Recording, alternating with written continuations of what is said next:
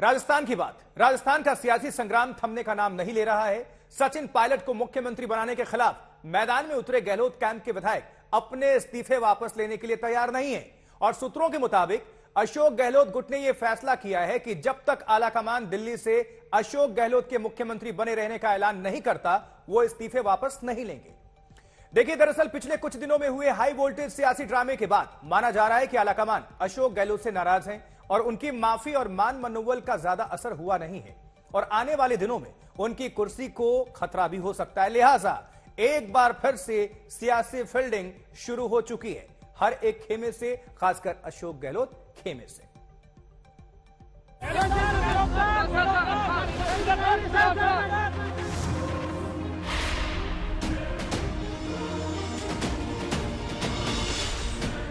एक दिन पहले खड़गे के पर्चा भरो कार्यक्रम में शामिल होने के बाद गहलोत की घर वापसी तो हो गई, लेकिन सीएम के तौर पर भविष्य का फैसला होना अभी बाकी है। दिल्ली से लौटे गहलोत आज बीकानेर पहुंचे तो पहला सवाल सीएम को लेकर ही हुआ। गहलोत ने इसका अपने अंदाज में जवाब दिया। कांग्रेस ये बीजेपी के मंसूबे कभी पूरे नहीं होने देगी। बीजेपी बार-बार प्रयास करती है कि सरकार किस प्रकार से 5 साल पूरे नहीं करे। जो उन्होंने करना था हॉर्स ट्रेडिंग, वो पूरी कोशिश कर ली। तो हमारे बंदे इतने मजबूत है, उसके बावजूद भी वो हिले नहीं। देखिए आप, सरकार पहले बच गई, अभी मजबूत है। 5 साल हम पूरे करेंगे। गहलोत का पेच सुलझाना कांग्रेस के लिए आसान नहीं होने वाला है। गहलोत या सचिन पायलट या कोई और, सबकी निगाह दिल्ली की तरफ लगी है, क्योंकि केसी वेणुगोपाल ने राजस्थान के सीएम का मसला जल्द सुलझाने की बात कही थी। फिलहाल आलम यह है कि गहलोत समर्थक मंत्रियों ने इस्तीफा वापस नहीं लिया है। गहलोत ने अध्यक्ष पद के चुनाव से खुद को अलग कर लिया है। सचिन पायलट अब भी 10 जनपद पर ही उम्मीद लगाए बैठे हैं। गहलोत ने पहली बार 10 जनपद के प्लान को आईना दिखाया है, लेकिन अब वो डैमेज कंट्रोल करते दिख रहे हैं। जो घटना हुई परसों के रोज 2 दिन पहले, वो घटना इतना हिला के रख दिया हम सबको। मुझे जो दुख है वो मैं जान सकता हूँ, क्योंकि पूरे देश में मैसेज चला गया जैसे मैं मुख्यमंत्री बना रहना चाहता हूँ, इसलिए सब कुछ हो रहा है। मैंने सोनिया जी से भी सॉरी फील किया है, माफी मांगी है, क्योंकि एक सिंपल प्रस्ताव जो होता है एक लाइन का, वो परंपरा हमारी है। अब सवाल है राजस्थान में आगे क्या होने वाला है। गहलोत ऐसे खिलाड़ी नहीं जो आसानी से हार मान लें, लेकिन इस बार उनके लिए भी राह मुश्किल भरी है। देवराजन को, जयपुर, आज तक। जी हां, तो राजस्थान में मुख्यमंत्री पर फैसला होना अभी बाकी है। सोनिया गांधी इस पर फाइनल फैसला लेंगी, लेकिन इससे पहले राजस्थान के मंत्री प्रताप सिंह खाचरियावास से बातचीत की आज तक संवाददाता देव अंकुर ने। क्या कुछ कह रहे हैं खाचरियावास, आपको हम सुनवाते हैं। खाचरियावास जी, जिस तरह से कहा जा रहा था कि मुख्यमंत्री पद के ऊपर फैसला हो सकता है, ऐसे में मुख्यमंत्री का कहना कि बजट को लेकर उन्होंने डायरेक्टली सजेशन मांगे हैं, तो माना जाए कि कहीं ना कहीं बजट तक कम से कम वो कंटिन्यू करेंगे। देखिए, चीफ मिनिस्टर अशोक गहलोत जी ने जब हमारी यहाँ पे राजस्थान में विधायक दल की मीटिंग हुई थी, उस वक्त उन्होंने कह दिया था, पहले भी लगातार वो कह रहे हैं कि अब जो बजट लेकर आएंगे वो युवाओं को समर्पित होगा। और हमने खुद ने, मैं यूथ मूवमेंट से निकला हुआ व्यक्ति हूँ, मैं खुद यूनिवर्सिटी और कॉलेज स्टूडेंट जो राजस्थान के अलग अलग जगह राजस्थान में दौरा करूंगा।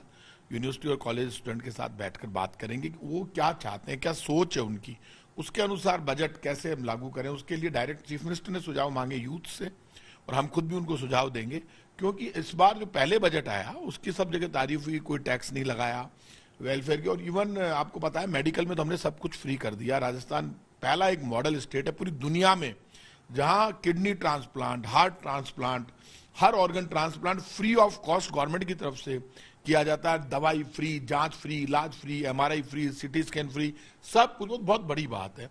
तो ऐसे ही आज चीफ मिनिस्टर ने जो बात कही है वो कांग्रेस सरकार के एजेंडे में है, और कांग्रेस सरकार ने वेलफेयर का जो मॉडल हमने लागू किया वो हमारी नेता सोनिया गांधी जी की सोच है। क्योंकि जब सोनिया जी चेयरपर्सन थी उसी वक्त तो हम लेकर आए right to information, right to food, right to education, right to work. तो वही सिलसिला राजस्थान तो में। मान लिया जाए इस सरकार के कार्यकाल का आखिरी बजट मुख्यमंत्री अशोक गहलोत ही पेश करेंगे सर? देखिए, एक बात आप मानकर चलिए, इन सब बातों पर अब विराम लग गया, क्योंकि हमारे लीडर जो संगठन महासचिव है वेणुगोपाल जी ने कह दिया कि हम इस तरह की पॉलिटिकल बयानबाजी तो नहीं करते, लेकिन इतना तय है कि आज यदि चीफ मिनिस्टर ने ये सब बातें कही है तो हम सब, सरकार अपना काम कर रही है, मिनिस्टर्स, मैं खुद मिनिस्टर हूं, एमएलए अपना काम कर रहे हैं, अपने अपने क्षेत्र में अपना काम करें, और पार्टी प्लेटफॉर्म पे हमारे जो भी चलता है, अब उन बातों पर डिस्कस बंद हो गया है। प्रताप सिंह खाचरियावास, मंत्री राजस्थान। इस बीच देखिए, कल प्रधानमंत्री नरेंद्र मोदी गुजरात दौरे के दौरान राजस्थान के सीमाई इलाके में भी गए, जहां वो एक कार्यक्रम में जनता के सामने दंडवत हुए और गहलोत ने प्रधानमंत्री मोदी के इस अंदाज पर भी चुटकी लेने की कोशिश की। लेकिन पहले यह तस्वीर देख लीजिए, फिर आपको प्रतिक्रिया सुनवाएंगे राजस्थान के मुख्यमंत्री अशोक गहलोत की।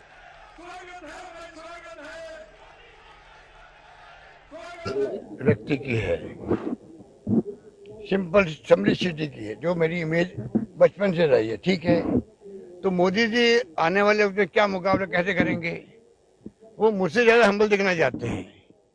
क्या तुक था कल? भगवान करे उनको वो हम्बल रहे, भगवान करे पूरे देश के अंदर मैसेज देवे। हम बार बार उनसे मांग कर रहे हैं कि आप भाईचारे का, प्यार का, मोहब्बत का संदेश दो, और ये कहो मैं इंट्रा की कीमत बर्दाश्त नहीं करूंगा। मेरे मैसेज को कभी दे नहीं रहे वो, मेरी सलाह को मान नहीं रहे, और 3 बार दंडवत करके क्या बताना चाहते हो? तो हम जानते हैं कि आप प्राइम मिनिस्टर देश के हो, आपका मान सम्मान है। आप अगर अपील करोगे देशवासियों से, उसका असर होगा। मैं खुद स्वीकार कर रहा हूँ, मेरा होगा उससे ज्यादा उनका होगा, क्योंकि वो प्राइम मिनिस्टर देश के हैं। तो हमसे ज्यादा हम्बल कैसे, इस पर भी कंपटीशन। और देश के प्रधानमंत्री अगर दंडवत शीश नवाते हैं जनता के बीच, जनता ताली बजा रही है, उस पर भी आपत्ति। देखिए, आपको बताते हैं कि राजस्थान में हुआ दरअसल क्या। तो दरअसल आबू रोड सभा में देरी के कारण पीएम ने कानून का ध्यान रखा। अब रात 10 बजे के बाद लाउडस्पीकर के इस्तेमाल पर रोक के कारण, पाबंदी के कारण प्रधानमंत्री ने भाषण नहीं दिया, और इसके लिए जनता के बीच थे वो और माफी मांगी। और आज अशोक गहलोत इसी मामले पर सामने आ गए और उनने प्रतिक्रिया दी है। सुनवाते हैं एक बार फिर से आपको हम।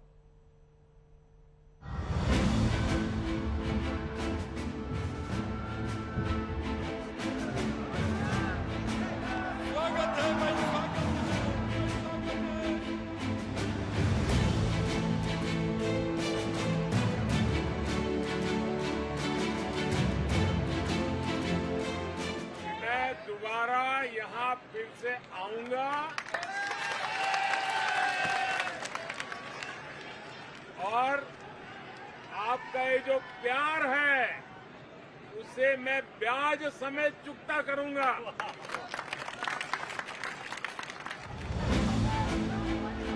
प्रधानमंत्री ने यह वादा राजस्थान से किया, राजस्थान के उस छोटे से शहर सिरोही से, उस आबू रोड से जो गुजरात की सीमा से लगता है। अंबाजी के दर्शन के बाद प्रधानमंत्री मोदी सीधे राजस्थान के आबू रोड पहुंचे थे। रात के 10 बज चुके थे। प्रधानमंत्री के सम्मान में पूरा इलाका उमड़ा था, मंच सजा था। नेता प्रधानमंत्री मोदी को सम्मानित कर चुके थे। लोग भी उम्मीद कर रहे थे कि अब प्रधानमंत्री उन्हें संबोधित करेंगे और हौसला अफजाई करेंगे, लेकिन पीएम मोदी ने बता दिया कि कानून व्यवस्था सर्वोपरि है। प्रधानमंत्री मोदी ने विशाल सभा को संबोधित करने के लिए माइक का इस्तेमाल नहीं किया है, क्योंकि रात के 10 बज चुके थे। वो कोई भी नियम तोड़ना नहीं चाहते थे, लिहाजा उन्होंने भावुक होकर जनता जनार्दन का अभिवादन किया और लोगों से माफी मांगी। फिर उन्होंने लोगों से वादा किया कि उनका प्यार हमेशा हमेशा याद रहेगा और वो एक बार फिर जरूर उनके बीच आएंगे। मुझे मालूम नहीं है, राजस्थान में नवरात्रि में यह अवसर लोगों को नहीं दिया गया है। अब मुझे पहुंचने में देर हो गई, अब 10 बज गए हैं। मेरी आत्मा कहती है कि मुझे कानून नियम का पालन करना चाहिए, और इसलिए मैं आप सबकी क्षमा मांगता हूं, लेकिन मैं आपको विश्वास दिलाता हूं कि मैं दोबारा यहां फिर से आऊंगा और आपका ये जो प्यार है उसे मैं ब्याज समेत चुकता करूंगा।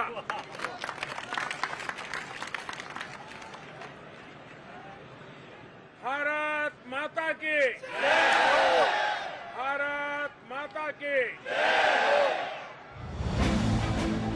पूरा सिरोही मोबाइल टॉर्च जलाकर प्रधानमंत्री मोदी का स्वागत कर रहा था। ऐसा पल देखकर प्रधानमंत्री मोदी खुद को रोक नहीं पाए। वो लोगों के करीब पहुंचे और वहां भी अभिवादन किया। प्रधानमंत्री मोदी 2 दिनों के दौरे पर गुजरात पहुंचे थे, जहां अंबाजी मंदिर में उनका आखिरी कार्यक्रम था। इसके फौरन बाद वो महज 20 किलोमीटर दूर राजस्थान के आबू रोड पहुंचे थे। उससे पहले प्रधानमंत्री मोदी बनासकांठा के अंबाजी में आयोजित भव्य कार्यक्रम में शामिल हुए।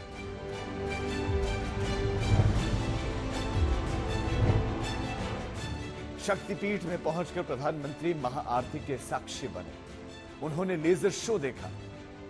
तकनीकी का इस्तेमाल कर पहाड़ों पर माता की तस्वीर बनाई गई, जो बेहद लुभावनी थी। प्रधानमंत्री मोदी ने लेजर शो के दौरान आरती भी की।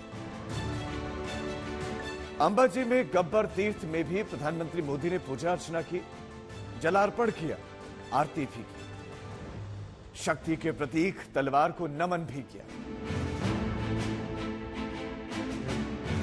अंबाजी में भी प्रधानमंत्री मोदी का जबरदस्त स्वागत हुआ। वहां मुस्लिम समाज ने भी स्वागत में कोई कोर कसर नहीं छोड़ी। जिस वक्त प्रधानमंत्री का काफिला सड़क से गुजर रहा था, उस वक्त किनारे बड़ी संख्या में मुस्लिम भी खड़े थे। नगरवासी फूलों की बारिश कर प्रधानमंत्री का वेलकम कर रहे थे। इस दौरे पर प्रधानमंत्री ने अंबाजी को 7200 करोड़ की योजनाओं का तोहफा दिया। अंबाजी से मिलन शर्मा और गोपी घांगर के साथ आज तक ब्यूरो। और इस बीच देश में नई क्रांति आ गई है, नया दौर आ गया है। जी हां, 4G हुआ पुराना और आगाज हो चुका है किसका? 5G का। तो प्रधानमंत्री नरेंद्र मोदी ने 5G नेटवर्क की लॉन्चिंग के वक्त के यूपीए सरकार को घेरा। इसी के साथ उन्होंने कहा है 2G और 5G में नियत का फर्क है। प्रधानमंत्री ने कहा कि 2G, 3G, 4G के लिए भारत दूसरे देशों पर निर्भर था, लेकिन 5G के साथ देश इतिहास बना रहा है। प्रधानमंत्री नरेंद्र मोदी प्रगति मैदान में जब 5G को लॉन्च कर रहे थे, उस दौरान यूपीए पर जमकर बरसे। आज टेलीकॉम सेक्टर में जो क्रांति देश देख रहा है, वो इस बात का सबूत है कि अगर सरकार सही नीयत से काम करे तो नागरिकों की नीयत बदलने में देर नहीं लगती है। 2G की नीयत और 5G की नीयत में यही फर्क है।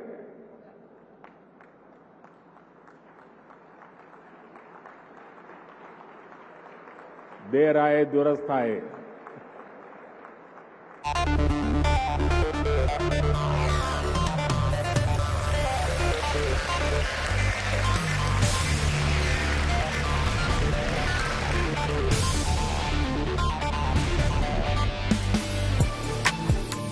अब नो बफरिंग, अब नो फ्रीजिंग, अब स्पीड अमेजिंग। कॉल ड्रॉप तो भूल ही जाइए, ये सब गुजरे जमाने की बात हो गई। अब नया जमाना है, 5G वाला जमाना। अब सुपर रफ्तार होगी, 2 घंटे की फिल्म सिर्फ 2 सेकंड में डाउनलोड हो जाएगी। देश में नई मोबाइल क्रांति आ गई। प्रधानमंत्री मोदी ने दिल्ली इंडिया मोबाइल कांग्रेस में 5G मोबाइल सेवा लॉन्च की। रिमोट बटन दबाकर पीएम ने नई मोबाइल क्रांति लाइन किया। इसके साथ ही देश के 13 शहर में मोबाइल को सुपर रफ्तार मिल गई।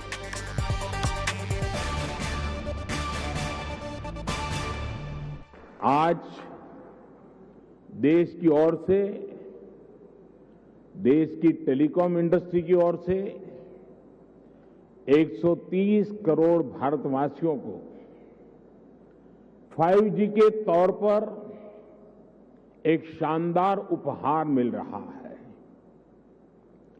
5G देश के द्वार पर नए दौर की दस्तक लेके आया है।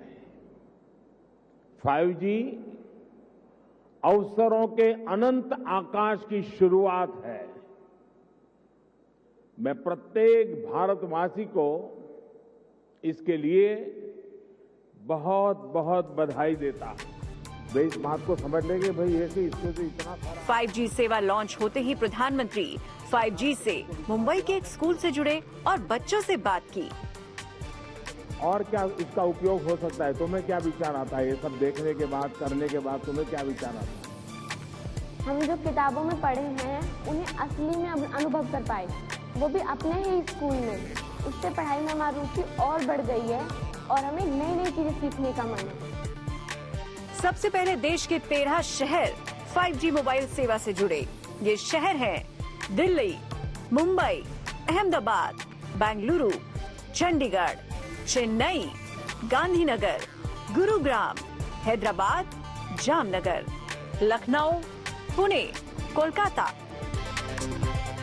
मोबाइल की नई क्रांति से भारत भी स्पीड मोड पर सवार हो गया। अब इंटरनेट की हाई स्पीड वाली हो गई। पल भर में फिल्म डाउनलोड हो जाएगी। बिना बफरिंग के YouTube वीडियो चलेंगे। वीडियो HD क्वालिटी की होगी। इमरजेंसी सेवा में मदद मिलेगी। 5G से हर क्षेत्र को फायदा होगा, फिर चाहे मोबाइल प्रोडक्शन है या फिर शिक्षा, सुरक्षा हो या जीवन शैली, कंस्ट्रक्शन हो या भारी उद्योग हो।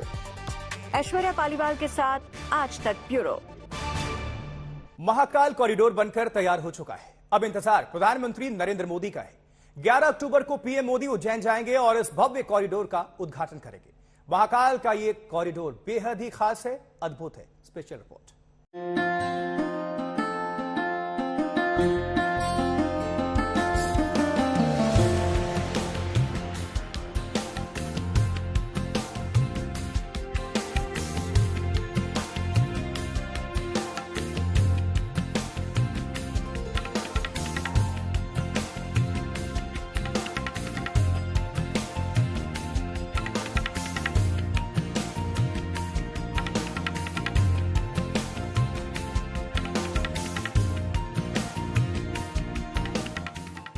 महाकाल की नगरी में श्रद्धालुओं का स्वागत है। बाबा का दरबार अब पहले से और भव्य और दिव्य हो चुका है।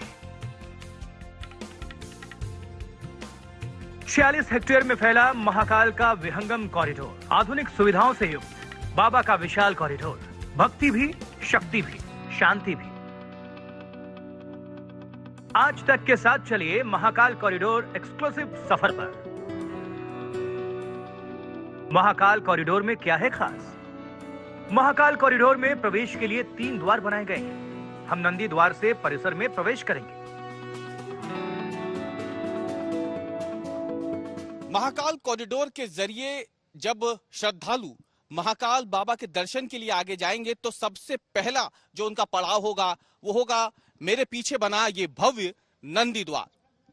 महाकाल यानी शिव, शिव का वाहन है नंदी, और इसीलिए कहा जाता है कि जब इस पूरे कॉरिडोर को बनाने का प्रस्ताव सामने रखा गया तो कोशिश यही की गई तो शिव के प्रिय जो नंदी हैं वहीं से इस कॉरिडोर की शुरुआत की जाए, और इसीलिए ये नंदी द्वार यहाँ पे बनाया गया है। राजस्थान के पत्थरों से कॉरिडोर बनाया गया है। दीवारों पर देवी देवताओं की कलाकृतियां उकेरी गई हैं। नंदी द्वार से महाकाल मंदिर का गर्भगृह 900 मीटर दूर है। नंदी द्वार से कॉरिडोर में प्रवेश करते ही एक कॉमन मीटिंग पॉइंट है। कॉरिडोर को ऐसा बनाया गया है कि महाकाल परिसर में प्रवेश के साथ ही माहौल भक्तिमय हो जाएगा। पत्थर की इन अट्टालिकाओं पर महादेव शिव की उत्पत्ति से जुड़ी दंत कथाओं को वर्णित करने वाले चित्र बनाए गए हैं। महाकाल कॉरिडोर कितना भव्य है इसका अंदाजा आपको महाकाल कॉरिडोर की जो शुरुआत में नंदी द्वार पड़ता है उसे पार करते ही अंदाजा हो जाएगा, क्योंकि हम जिस जगह पे इस वक्त मौजूद है ये नंदी द्वार से महाकाल मंदिर की ओर जब आगे बढ़ते हैं तो ठीक वहीं पर ये जगह है जहां पे आप देख सकते हैं कि किस तरीके से महाकाल मंदिर उज्जैन का जो भव्य स्वरूप है वो यहाँ पर दिखेगा। न केवल भक्तगण श्रद्धालु यहाँ पर रुक करके खुद इस विहंगम दृश्य को निहार सकते हैं, बल्कि इसे अपने कैमरों में भी कैद करेंगे और इसी को ध्यान में रखते हुए पूरा ब्लॉक बनाया गया है। महाकाल के इस भव्य कॉरिडोर को बनाने में हरियाली का भी विशेष ध्यान रखा गया है। खाली जगहों पर छोटे छोटे पौधे लगाए गए हैं। इन पौधों को लगाने में भी इस बात का विशेष ध्यान रखा गया है कि वही पौधे लगाए जाएं जो भगवान शिव को प्रिय हों। कॉरिडोर में प्रवेश करते ही जैसे आगे की तरफ बढ़ेंगे तो बाईं तरफ विशाल कमल कुंड बनाया गया है। कमल कुंड के आसपास वेंडिंग जोन बनाए जाएंगे। यहाँ से श्रद्धालु पूजा पाठ की सामग्रियां ले जा सकेंगे। इसी जगह पर पूछताछ केंद्र भी बनाए जाएंगे ताकि किसी श्रद्धालु को मंदिर या कॉरिडोर के बारे में पूछताछ करनी हो तो प्रवेश के साथ ही कर ले। महाकाल कॉरिडोर में 108 स्तंभ बनाए गए हैं। इन स्तंभों में भगवान शिव के तांडव नृत्य की अलग अलग मुद्राएं उकेरी गई। नंदी द्वार से करीब 400 मीटर अंदर आने के बाद, या यूं कह लीजिए कि कॉरिडोर के बीचों बीच समुद्र मंथन की पौराणिक कथा को दर्शाया गया है, जिसमें देवता और दानव समुद्र मंथन कर रहे हैं। जहर का प्याला पीते महादेव को भी दर्शाया गया है। समुद्र मंथन की कहानी इतनी है कि उससे निकले अमृत को पीने के लिए देवताओं और दानवों में छीना झपटी हो गई, लेकिन जो विष निकला उसे ग्रहण करने को कोई तैयार नहीं हुआ। तब अविनाशी महादेव ने विषपान किया। उस विषपान की वजह से ही शिव नीलकंठ कहलाए। कॉरिडोर में उस पौराणिक कथा को भी चित्रित किया गया है। जब रावण ने शिव पार्वती समेत कैलाश पर्वत को अपनी भुजाओं से उठा लिया था, तब महादेव ने अपने अंगूठे के बल से रावण का घमंड तोड़ा था। महाकाल कॉरिडोर के चप्पे चप्पे पर शिव हैं, शिव की कहानियां हैं, लेकिन एक जगह ऐसी भी बनाई गई है जहां सभी कहानियां, कथाएं आकर समाहित हो जाती हैं। संपूर्ण कॉरिडोर घूमने के बाद इस शिव स्तंभ आकर आपको ऐसा लगेगा कि शिव के संपूर्ण जीवन को मानो एक जगह उकेर दिया गया है। इसे शिव स्तंभ का नाम दिया गया है। इसकी ऊंचाई 54 फीट है।